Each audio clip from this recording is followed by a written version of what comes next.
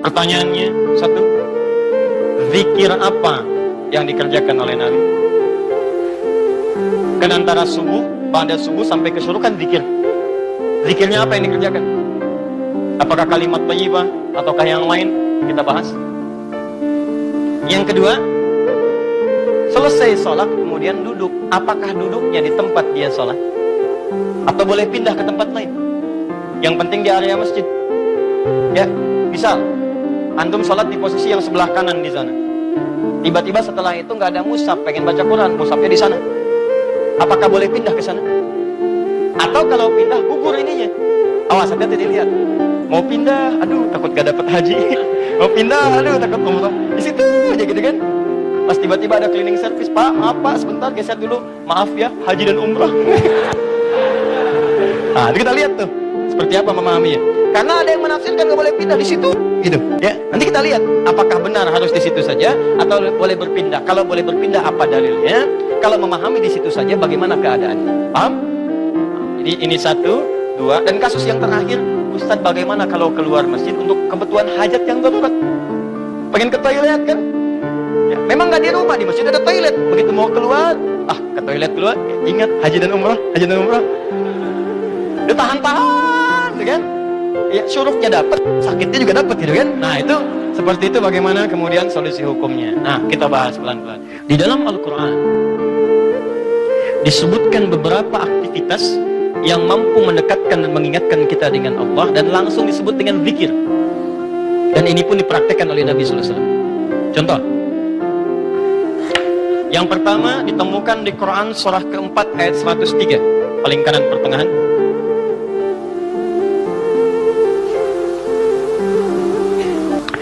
فَإِذَا قَضَيْتُمُ الصَّلَاةَ فَاذْكُرُوا اللَّهَ قِيَامًا وَقُعُودًا وَعَلَى جُنُوبِكُمْ.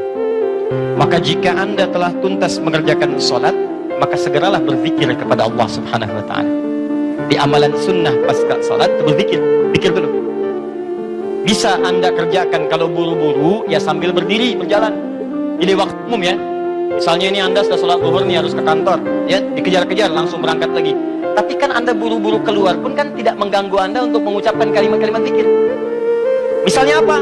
Nabi mengamalkan pasca sholat hadis riwayat Muslim nomor hadis 571. Hadis riwayat Muslim nomor hadis 571. Setiap selesai sholat Nabi mengatakan, perhatikan kalimatnya, Astaghfirullah, Astaghfirullah, Astaghfirullah.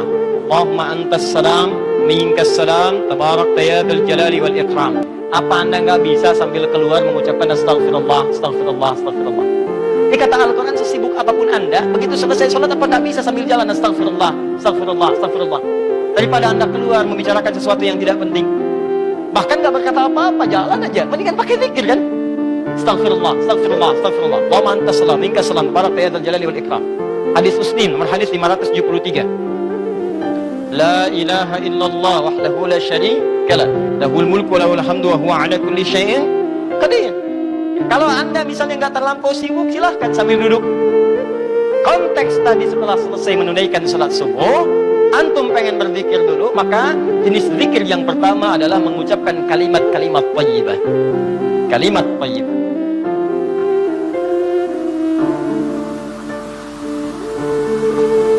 Bisa sifatnya istighfar. Ini dalilnya. Ya. Astaghfirullah, Astaghfirullah, Astaghfirullah. Ini yang paling singkat. Mau yang agak panjang, Astaghfirullahaladzim, la ilaha illa huwal hayyul qayyum wa natubu ilaihi. Silakan. Ya, kalau mau yang paling singkat, Astaghfirullah, Astaghfirullah, Astaghfirullah. Sambungkan Allahumma antas salam, minkas salam, tabarakta dzal jalali wal ikram. Tambah lagi dengan kalimat-kalimat tauhid. La ilaha illallah wahdahu la syarika lahu, mulku wa lahul hamdu wa huwa ala kulli syai'in qadir. Kalau mau ditambahkan yang lebih lengkap ada la ilaha illallah wahdahu la syarika lahu, lahul mulku wa lahul hamdu yuhyi wa yumiitu wa huwa ala kulli syai'in qadir. Singkatnya kalimat tauhid. Nah, ini masuk dalam kategori kalimat thayyibah. Ini dalilnya yang ini. Hadis Muslim, hadis 573. Boleh selesai menunaikan subuh, salam ke kanan dan ke kiri, antum mulai berzikir dengan kalimat thayyibah. Astaghfirullahaladzim, Astaghfirullahaladzim. Atau kalau mau singkat, Astaghfirullah, Astaghfirullah, Astaghfirullah. Kan? Baik, teman-teman, ingat baik-baik ya. Karena zikir itu definisinya segala aktivitas yang membuat kita dekat dan ingat kepada Allah. Jadi ketika mengucapkan kalimat ini bukan sekedar diucapkan di lisan. Kalau cuma diucapkan, jangankan antum, anak-anak antum yang 5 tahun, 4 tahun belum balik pun bisa. Apa bedanya bacaan antum dengan bacaan mereka? Sambil ingat Allah, sambil diingat. Astagfirullah. Apa artinya astagfirullah? Ya Allah, ampuni saya minta ampun. Ada dosa yang dilakukan, dosanya disebut dengan dzambun. Sifat Allah yang mengampuni disebut ghafir. Ghafir. Muncul surat ke-40 namanya surat Ghafir. Baca ayat yang ketiga, kata Ghafir disandingkan dengan dzambun. Ghafiriz dzambi wa qabilit taubi. Allah punya sifat Ghafir. Ghafir pemilik ghafar, ampunan. Allah mengampuni orang berbuat dosa. Kalau Anda pengen minta ampun, ucapkan astagfirullah. Istighfar itu permohonannya. Istighfar permohonan ampun, ucapannya astagfirullah. Ampunannya ghafara, ghufran. Yang punya ampunan ghafir. Kata Allah, saya ghafir. Quran surah 40 ayat 3. Ghafiriz dzambi. Minta ampun, hei yang punya dosa, minta ampun kepada saya. Ketika engkau minta, saya akan ampuni. Saya tanya pada antum, siapa yang gak punya dosa? Yuk angkat tangan. Ayo gak usah malu, angkat aja, saya pulang. Kalau gak punya dosa, bersih kan? Nah, kalau Anda merasa banyak dosa, diberi peluang habis sholat, istighfar. Makanya ketika istighfar, jangan cuma diucapkan, coba rasakan punya dosa apa sampai hari itu, dosa apa. Jadi begitu selesai subuh, ingat dosa pada orang tua, dosa pada pasangan, suami pada istri pada suami, dosa pada anak-anak. Anak-anak orang lain aja yang gak punya mobil, gak punya motor, bisa mendidik anaknya hafal Quran, sholatnya bagus. Masa antum udah banyak fasilitas ke masjid? Enggak, jemaah enggak, bangun terlambat. Antum kurang apa lagi untuk mendidik anak dengan baik? Maka istighfari. Jangan-jangan anak itu nggak soleh bukan karena dia nggak mampu, karena antum nggak minta. Makanya antum akan ditanya tuh, jangan dikira mudah punya titipan anak. Jangan dikira mudah, antum akan ditanya. Kenapa ini nggak sholat? Nanti akan ada terjadi di hari kiamat. Ini sahih riwayatnya, akan terjadi di hari kiamat. Nanti ada orang tua hampir ke surga, anaknya mau ke neraka, dan dia menyatakan keberatan di hadapan Allah. Begitu menyatakan keberatan, ternyata dosanya dosa orang tua. Anak itu tuh nggak menyembah Allah dengan baik karena dosa orang tuanya. Maka tertukarlah anaknya ke surga, orang tuanya ke neraka. Hati-hati. Dan ada juga yang terbalik. Orang tua ke neraka, anaknya mau ke surga. Orang tua menyatakan keberatan kepada Allah. Dan nanti kejadiannya sangat luar biasa. Nanti lain waktu kita akan bahas. Cukuplah ada banyak keterangan dalam Al-Quran. Ada yang bapaknya Nabi, Rasul bahkan punya anak. Ada yang suami, istrinya nggak taat. Ada yang istrinya solihah, suaminya enggak. Seperti Asia dengan Fir'aun. Ada yang suaminya bagus, istrinya enggak. Banyak seperti Lot dengan istrinya. Ada yang bapak, anak dengan istri nggak taat. Seperti Nuh. Itu bukan dongeng, itu kisah disampaikan supaya kita bisa hati-hati. Seakan-akan Allah mengatakan begini, cukup aja orang-orang masa lalu begini, kalian jangan begitu. Saya buka kisah seperti ini supaya keluarga kalian selamat. Makanya istighfarin. Istighfar, sambil istighfar, lumayan tuh begitu istighfar, dosa diampuni. Belajar nangis lah, kalau istighfar tuh belajar nangis. Gak bisa nangis, gak bisa nangis, besoknya nangis. Gak bisa nangis juga, tangisi diri Anda yang belum bisa menangis. Bismillah. Ingat mungkin saat itu diwafatkan oleh Allah. Ingat, bagaimana kalau saat itu wafat anak Anda belum baik, istri Anda belum baik, dan Anda akan dihisab dalam keadaan sesuatu yang belum sempurna dalam kehidupan. Ya. Kemudian juga zikir bisa jadi juga bacaan Al-Quran. Baca Al-Quran itu masuk kategori zikir. Dalilnya Quran surah ke-15 ayat 9. Al-Quran disebut oleh Allah dengan zikir. Inna nahnu nazzalna dzikra wa inna lahu lahafizun. Sungguh kami turunkan Al-Quran sebagai zikir, kata Allah. Hal yang mampu mendekatkan seseorang dengan Allah. Makanya kalau antum sedang baca Al-Quran, bukankah perasaan Anda merasa lebih dekat dengan Allah? Ya, kalau nggak percaya silakan. Lebih dekat gitu. Nah, kalau sudah semakin dekat hubungannya dengan Allah, jangankan baca, dibacain aja punya getaran dalam jiwanya. Ya, buka Quran surah ke-8 misalnya, ya Al-Anfal ayat kedua. Kata Allah, innamal mu'minuna alladzina idza dzukirallah, dzikir. Idza dzukirallah wajilat qulubuhum.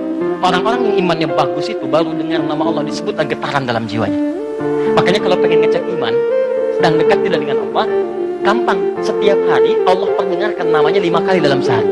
Ketika namanya disebutkan itu, antum ada nggak getaran dalam jiwanya? 5 kali dalam sehari.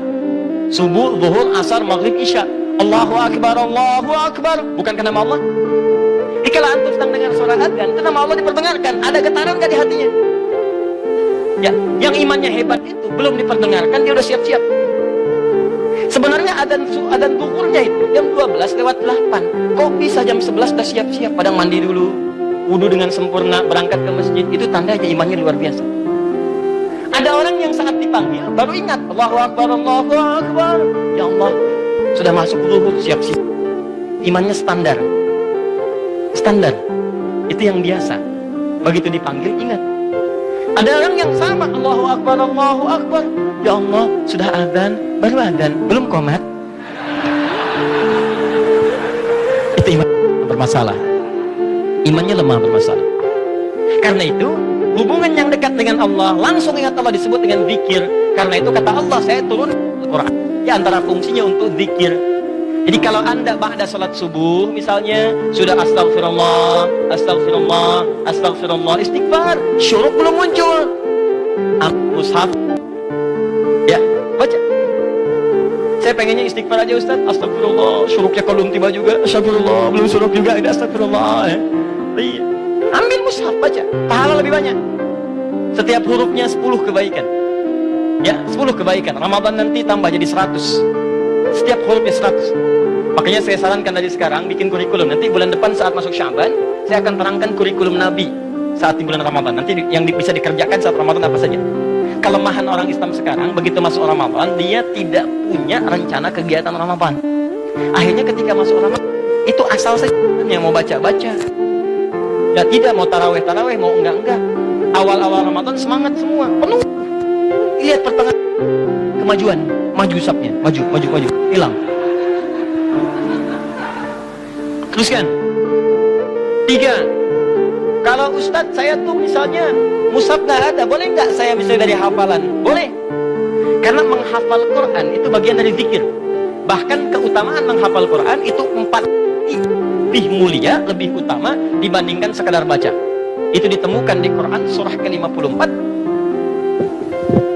Quran surah ke-54 4 kali, ayat 17, ayat 22, ayat 32 dan ayat ke-40.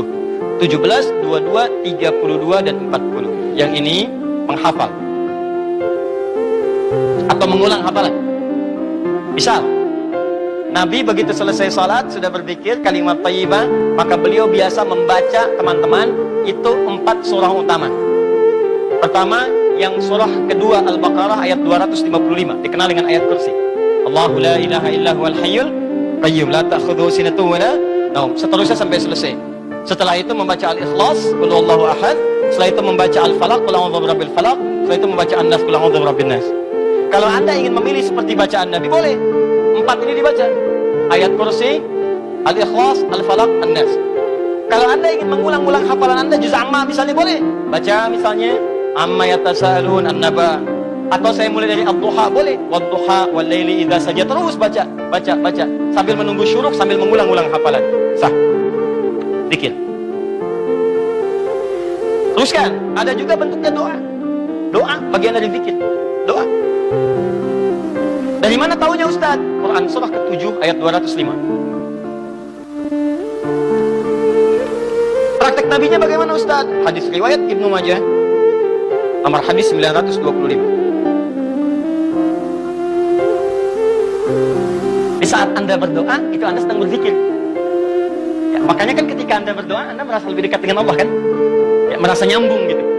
Ya, perhatikan kalimatnya. Ketika anda berdoa disebutnya zikir. Wadhkur rabbaka darru'an wa khifatan wa dunal jahri minal qawli.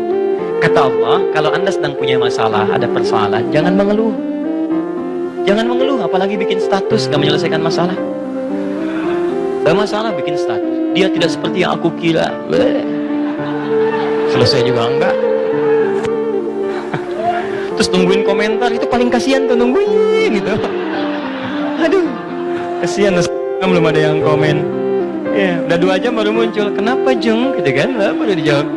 Iya ya, gelisah hati ini. Muncul lagi komen yang lain. Duh, gak nyangka ya, nyangka.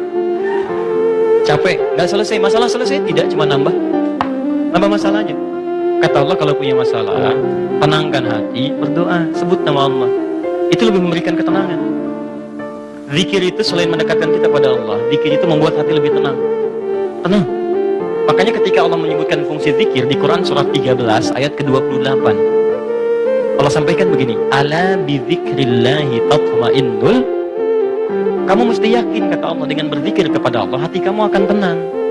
Makanya kalau sedang punya persoalan, bawa ke zikir. Ambil wudu, baca Quran. Begitu antum baca Quran, walaupun solusi belum tiba, hati lebih tenang. Dan lebih objektif, kalau orang tenang itu dapetin solusinya gampang gitu, tenang. Solusi mudah dicari. Tapi kalau antum gelisah walaupun ada solusi, nggak akan sempurna nanti masalah diselesaikan. Paham ya? Doa itu bagian dari zikir. Di antara doa yang dibacakan oleh Nabi, itu setiap selesai sholat, itu ada kalimat singkat tapi padat. Allahumma inni atau inna. Kalau inni untuk sendiri, kalau inna untuk banyak. Allahumma inni as'aluka ilman nafi'a wa rizqan thayyiba wa amalan mutaqabbala. Ya Allah, hamba mohon kepadamu, anugerahkan hamba pengetahuan yang bermanfaat. Pengetahuan yang bermanfaat itu pengetahuan yang bisa meningkatkan wawasan dan menguatkan iman. Itu rumusnya di Quran surah 58 ayat ke-11. Jadi kalau teman-teman ngaji dengan siapapun, ustadz manapun, di tempat manapun, ukurannya dua. Wawasannya bertambah enggak?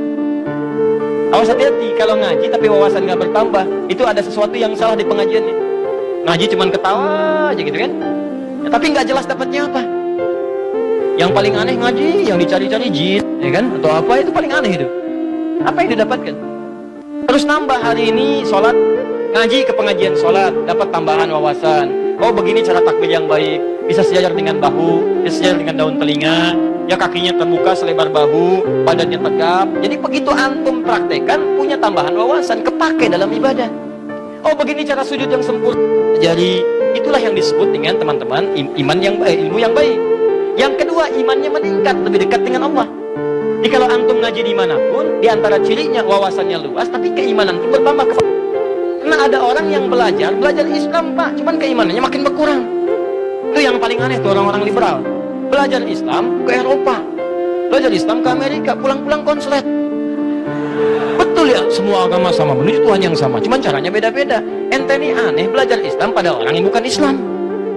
Belajar sholat pada orang yang tidak sholat, ya bagaimana bisa mendapatkan nilai-nilai sholat dalam kehidupan? Makanya pulang-pulang pada aneh. Hargailah hak LGBT. Banyak akhirnya jadi penyakit akhirnya gitu kan. Nah, dan kita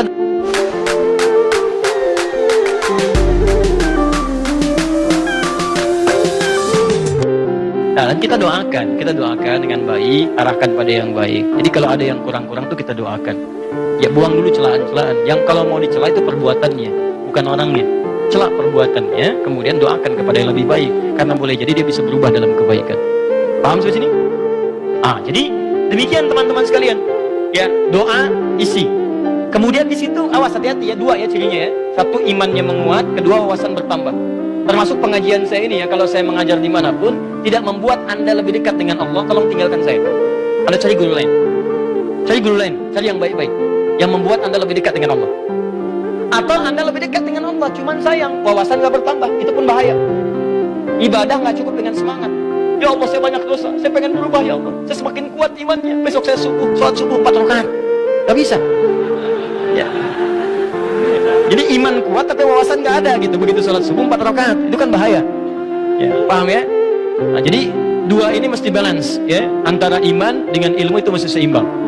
Baik, fokus baik-baik. Satu, kita ulangi apa saya tadi, satu kalimat thayyibat. Yang kedua, bacaan Al-Quran kan? Yang ketiga, baca hafalan ayat-ayat Al-Quran.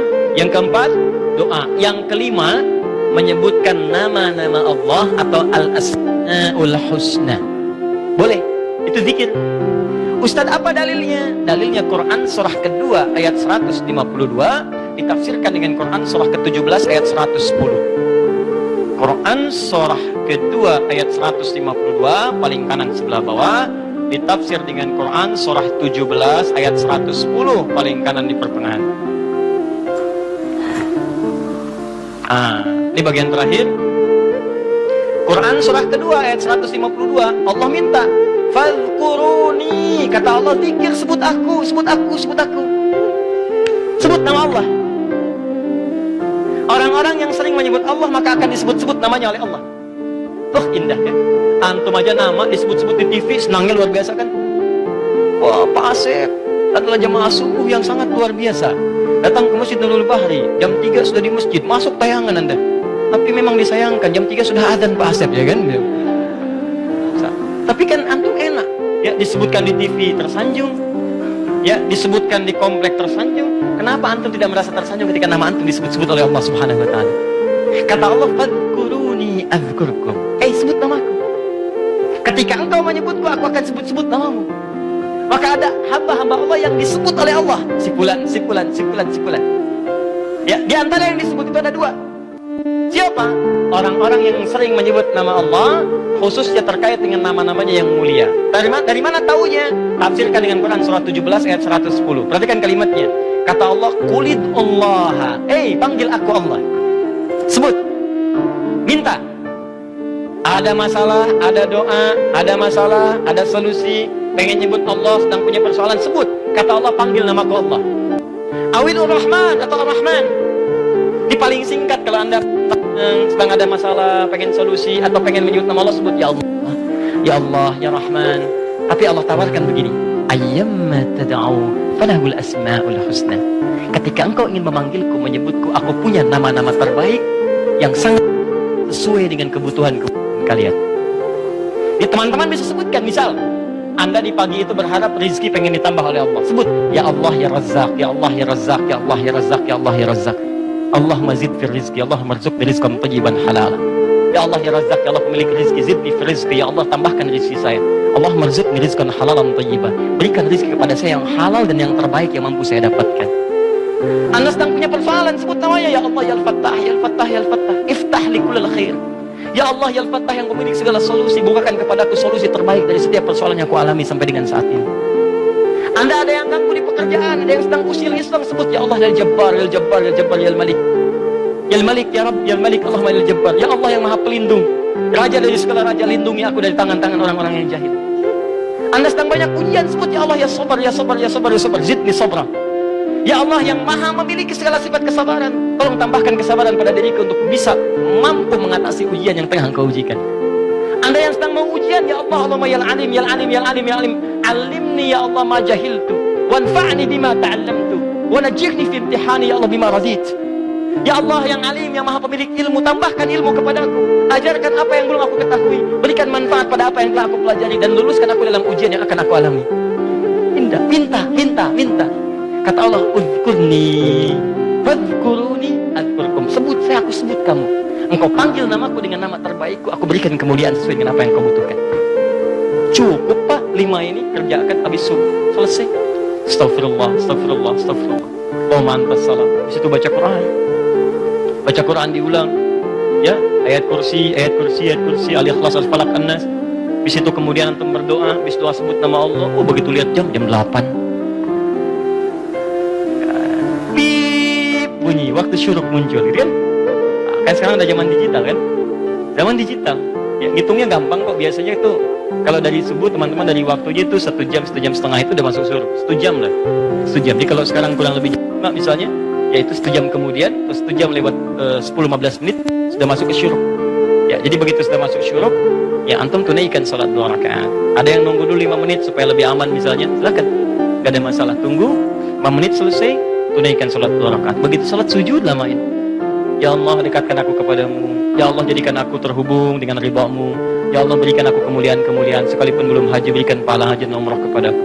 Masya Allah. Ya, begitu antum selesai, salam dapat senilai haji dan umrah. Luar biasa. Begitu dapat, keluar masjid meninggal dunia misalnya. Luar biasa. Pahala surga lah seperti itu.